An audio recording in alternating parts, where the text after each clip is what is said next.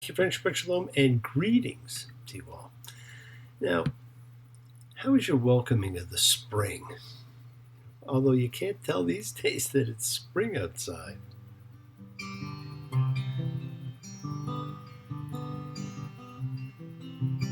April, come she will. When streams are ripe and swelled with rain, May she will stay, resting in my arms again. And how are your 12 days going? When you face the blank canvas of life, you can chart the direction of every aspect of self. Plant those seeds now. Watch them grow throughout the year. And I know it'll be a great 12 days for Brett and Hallie. Big plans for a big year. Don't forget that, we're now only 3 weeks to Passover. It was, without a doubt, the most important of the biblical holidays, and one you should honor for its purpose of granting you freedom. Perhaps never more than now. So we have to make it real for ourselves and our families. And with it, we'll be doing the public memorial, the Yizkor service, when we honor and elevate the souls of our loved ones, all of our loved ones. So start thinking of who you would like us to light a candle for. Start sending in names now. When we say a prayer, my friends, when we light a candle, when we think of and send goodwill, you're elevating the soul of somebody you love. You bring their spirit love. Everybody, every soul, every spirit, every one of us, man and animal, we all need someone to love. When the truth is found to be lies, and all the joy within you dies. Don't you want somebody to love? Don't you need somebody to love? When you love somebody to love, you better find somebody to love. It's so important to honor the memory of those who came before. Someday, one last person will remember you for the last time, and from that day forward, no one ever will. So let's take this opportunity to come together now where we can honor each other, putting differences aside as we form a community, a collective consciousness of seekers showing faith, any and all faith, love, any and all love, true chavura, fellowship, as we express our nature of kindness, compassion, thoughts, feelings, hopes, dreams, and wishes that unites us all in this community house of spirit, Beth Ruach. Sharing and bringing light, keeping fear at bay. And even though together we're individual in our approach, each connecting in his or her own, or their own way. So once again, please do go ahead and invite everybody, some physically, some digitally, psychically, emotionally, spiritually, any way you want, to gather and share from Psalm 133, the Hine Matov. Come together. Hine Matov. Shevet Achim Gam.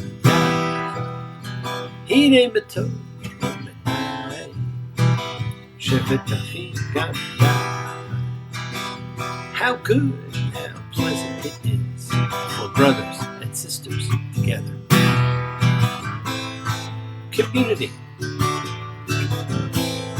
Community. Community.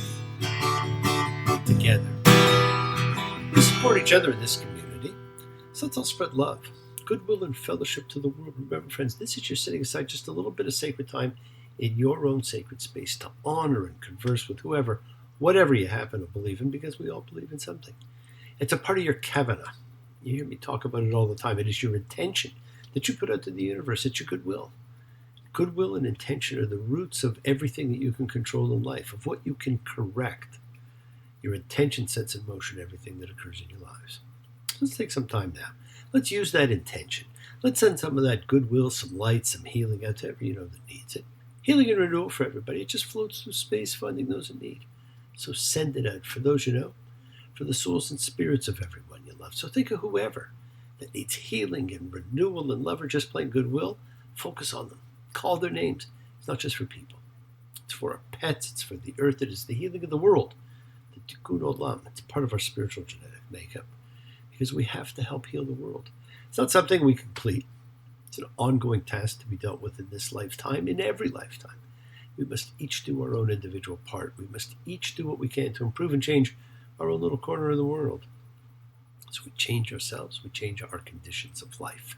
And a part of that healing of the world, so we send thoughts and energy for health and renewal and goodwill for everybody. They don't have to be sick. It's for those in our hearts and our minds. So let's all send energy out for all the people in need everywhere. Special thoughts and prayers for Kenny and Katie, for Bill and Mary, for the Builder and Snoopy, for Alana, Zach, for Francis and Shoshi, for the Queen of Cups, for Joseph, Aurelia, Anne, Alex, for Dave and Mookie. And well done, Agent K. Congratulations to you, too. For all our sacred animal friends. For everybody you know in need. For the whole world, my friends, and for Rosemary. It is the kindness, the healing wishes, the goodwill and love we all send out. It just circles the world, finding those in need. So thank you, each of you, for all you do, for all you care, because the world's a world of spirit. Spirit never dies. Me, Shabera, have obtained Makor Ha,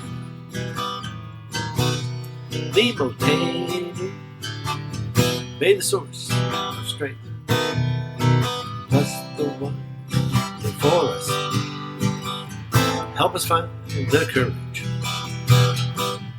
make our lives a blessing, the renewal of body,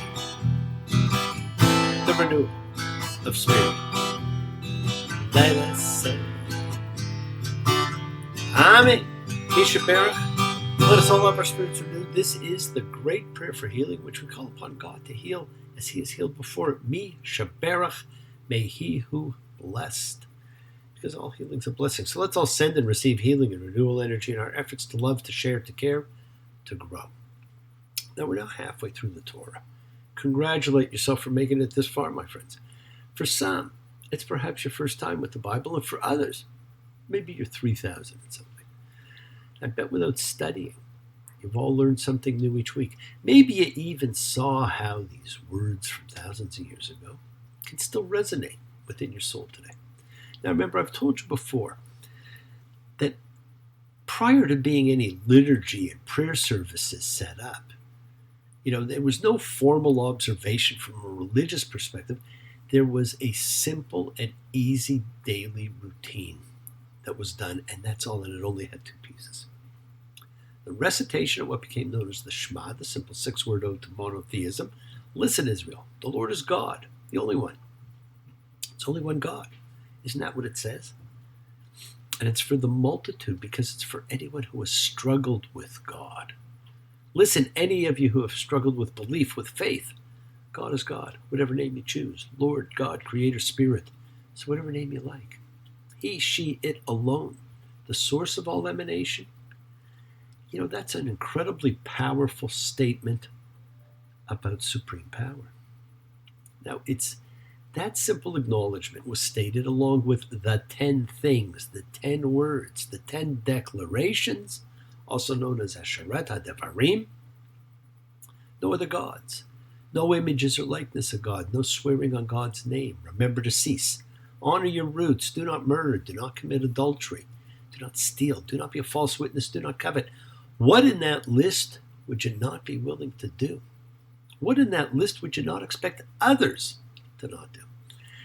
You know what? Isn't that a pretty good package of behavior? Isn't that enough?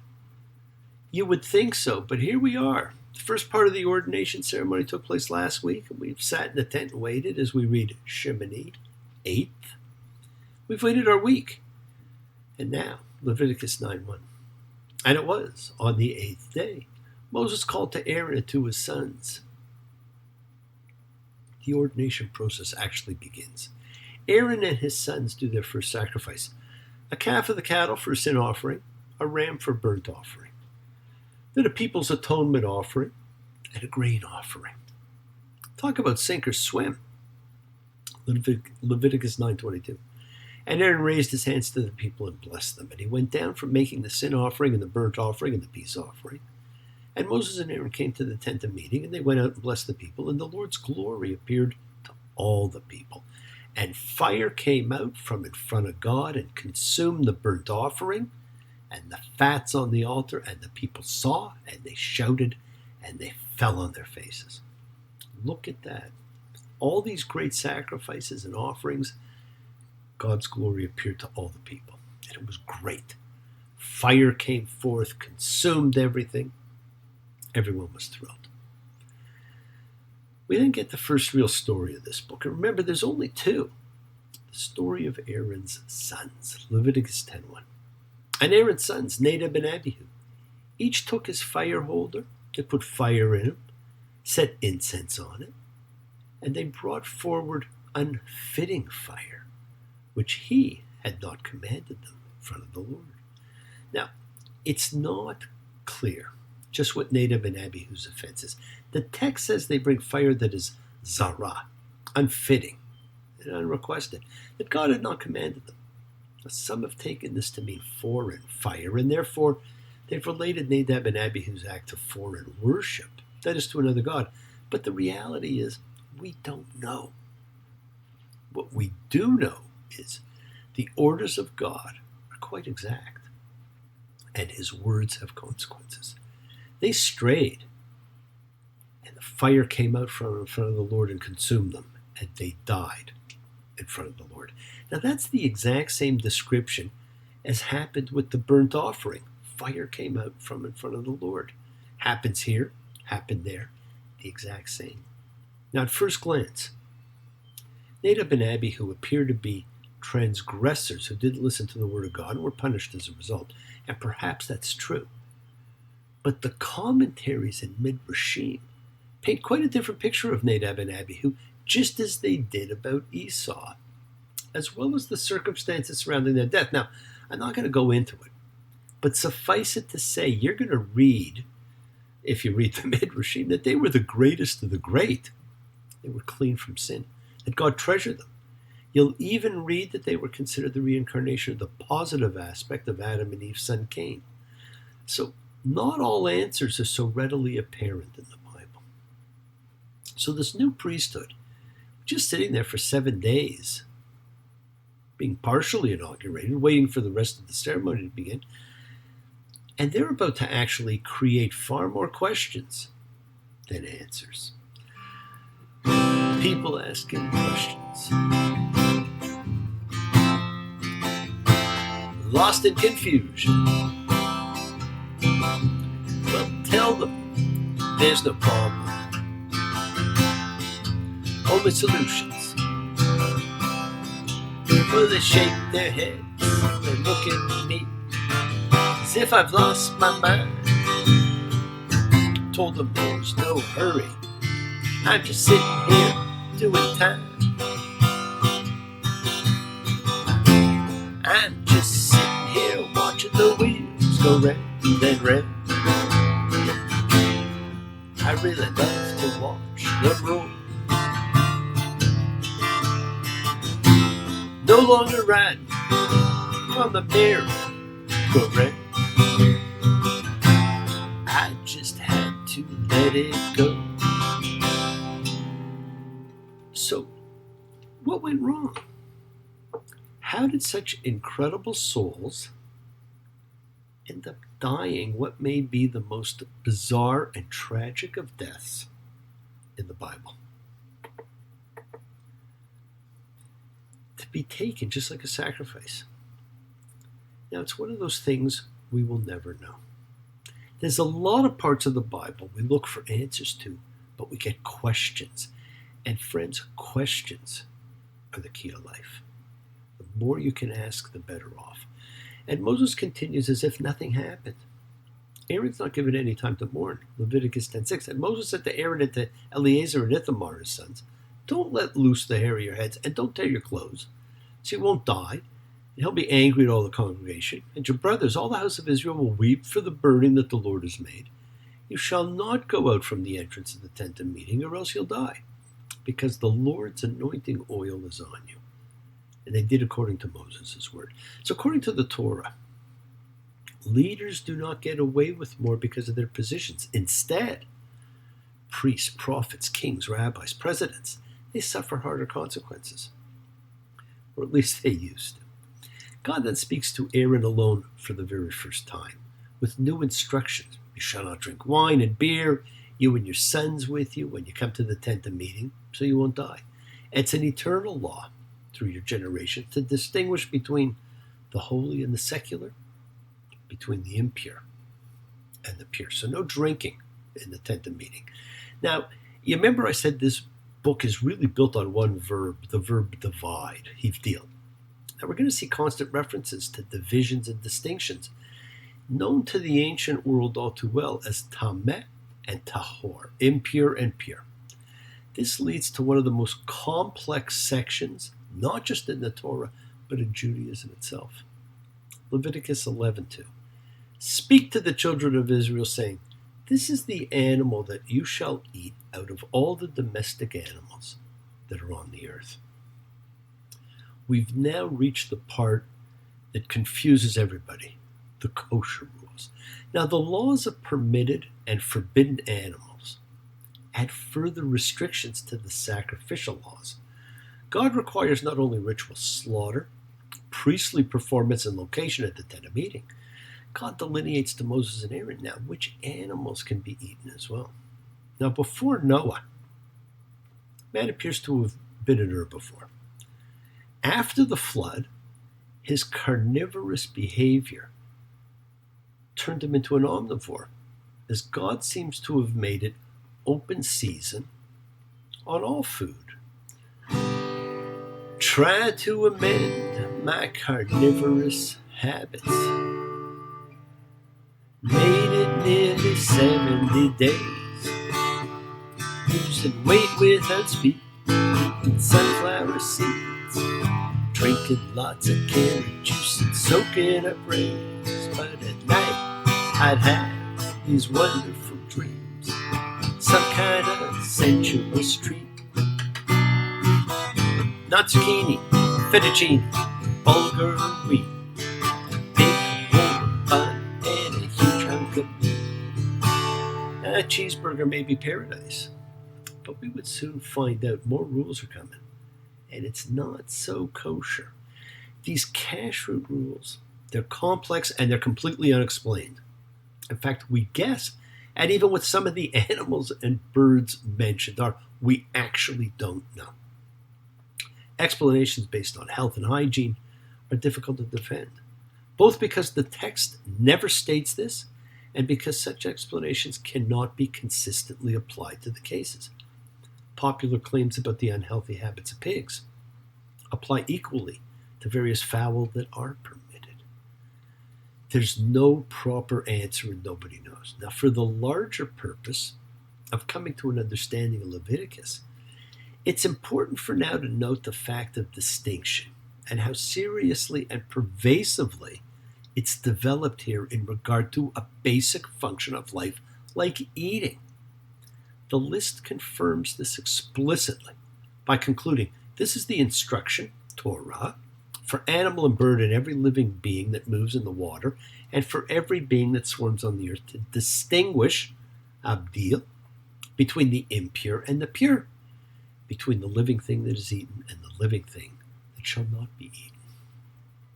Yes, my friends, the world's sacred. So is everything in it. Express your gratitude. Light a candle. Make a wish. Celebrate your life and the lives of those you love. Share your feelings with them. Live free, be free, honor your freedom, be well, be happy, be blessed. Share and honor the light and all who live in the light and continue to shine. Continue to send everybody you know goodwill and love. Pray for peace and freedom for everyone and into terror and hatred. Remember, friends, we're a community. We learn together, we celebrate each other, we love each other. We share this ride together, men and women equally. So let's send out love, not fear. Send out peace, harmony, goodwill, and healing to all who need it. And please do learn to forgive and learn to love. Open your hearts. Honor the relationships of your life. Tell those you love that you love them. Take advantage of the time you have. Enjoy the journey, because we take the twists and turns and the patterns that weave through the fabric of our lives in our effort to grow, to learn, to be, to love. So please do love. Now, bless you all. Have a fantastic week. A week of love and light, a week of peace, a week of miracles. Examine your intentions. Use them to imprint your will on the universe. We set in motion all that happens in our lives. It's our intention, our kavanah, our cause, our effect. Everything is linked. As I've said, you always have time to forgive and to be forgiven. You have the knowledge of what's good and bad. So acknowledge what you have done wrong to yourself, to God, to any person you've wronged. Ask forgiveness. Do so with sincerity, accountability, vulnerability. Forgive those who've hurt you. You learn to be forgiving and compassionate, because the secret of forgiveness, compassion, peace is in acceptance. Can you accept yourself, other people in the world just as they are? Can you accept life as it is without trying to control it? If you do, you can experience the peace that acceptance brings. So do not stop your journey. Do not stop moving towards your promised land. It's your home. Keep on dreaming. Keep on being. Keep sharing. Keep shining. Keep teaching. Keep spreading joy and goodwill wherever you go. Do not follow fear. Follow love, because it's always in front of you. And remember to have faith. Just as I have faith in the principle of love in all of you. Act with purity of heart and mind. Despise none. Defraud none. Hate none. Cherish all. Honor every child of God, every creature of the earth, because we all are the same. May all people know peace in this year. May you nurture kindness and love everywhere, and work to be present in the body. Expand your heart, quiet your mind, because the deepest source of your real power will lie in your consciousness, in your ability to be mindful, to be aware, to be present in all of life's circumstances. So make the most of your time in this life. Continue to touch and transform the lives around you, because you're never alone. You're forever blessed, and you have the ability to bring blessings to everybody you meet. Health, love, and renewal to everybody you come across. We're all energy. Energy cannot be destroyed. It can only be transformed. Your words are your power to transform, to love, and to bless. So be generous. As you bless others, you bless yourself. And love with the heart, because we're all part of a greater whole. Embrace love, not fear, forgiveness, not anger, and be there for someone, because someone will always be there for you whether you know it or not. Continue to explore faith and belief in what they mean to you and you alone. Never accept shame as a natural state. Whatever you feel others have felt, whatever you've experienced others have too. Share together. We learn together. We help each other. We are each of us trying to find love and acceptance and support. We all have or could have that special someone in our lives, so find them. Tell them what they mean. Remember, you're never alone on your journey to your promised land. Keep forgiving those you need to forgive. Keep asking forgiveness from those you need to ask forgiveness of. And remember, if you know nothing else about the kosher rules, you are what you eat. Cream, tangerine, Monterey bar, ginger snake with pineapple heart, coffee dessert, yes, you know it's good news, but you'll have to have them all pulled out after the Savoy truffle. You know that what you eat, you are. What is sweet now turns so sour. We all know obladi da, but can you show me where you are? Keep planting the seeds for your year, my friends. You're always welcome to join us in our weekly Friday evening virtual services and the other services we have. So thank you for joining me. Have a great week. Please keep exercising forgiveness. And continue to be thankful, be gracious, be kind, be loving. Believe in yourself and in love. Continue to spread a little goodwill to the world, and never forget, you are the miracle in someone else's life. Shabbat shalom, and blessings to you all. Take care.